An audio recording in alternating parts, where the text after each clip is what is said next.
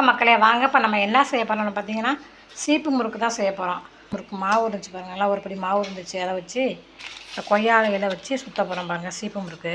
அதுக்கு தேவையான பொருள் என்னென்னு பார்ப்போமா? ஒரு தேங்காய் எடுத்து வச்சுருக்கேன், ஒரு கப்பு ஜீனி, தேவையான அளவு எள்ளு. இதை வச்சு எப்படி சீப்பு முறுக்கு செய்யணும்னு வீடியோக்குள்ள போய் பார்க்கலாம் வாங்க. கிணஞ்சிட்டு சீப்பு முறுக்கு தேவையான அளவு எள்ளு போட்டுக்குவோம். ஜீனி அடிச்சு வச்சுருக்கேன் பாருங்க, அதை சேர்த்துக்குவோம். இனிப்பு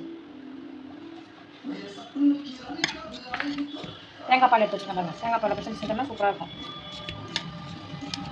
கொய்யா இலை முறுக்கு வந்து தேங்காய் பால் செஞ்சோம்னா அருமையாக இருக்கும். மாவு பிசைஞ்சாச்சு பார்த்தீங்களா? இந்த வரத்துக்கு பிசையணும் சீப்பு முறுக்குக்கு. நான் பிசைஞ்சாச்சா இப்படி ஒட்டிக்க வேண்டியதான்.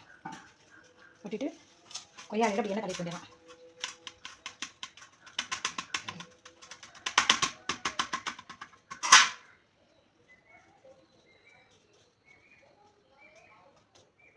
சூப்பராக்கா.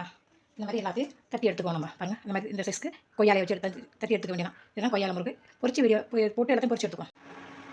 சீப்பு முறுக்கு பாருங்கள், இந்த மாதிரி இந்த அளவுக்கு உருட்டி வச்சு பாருங்கள். இப்போ கொய்யாலையில் வச்சு உருட்டிட்டோமா? சூப்பராக்கா.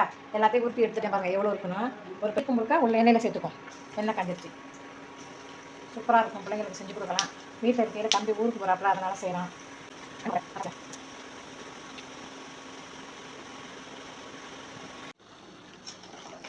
பாருங்க சிவந்துட்டு பாருங்க.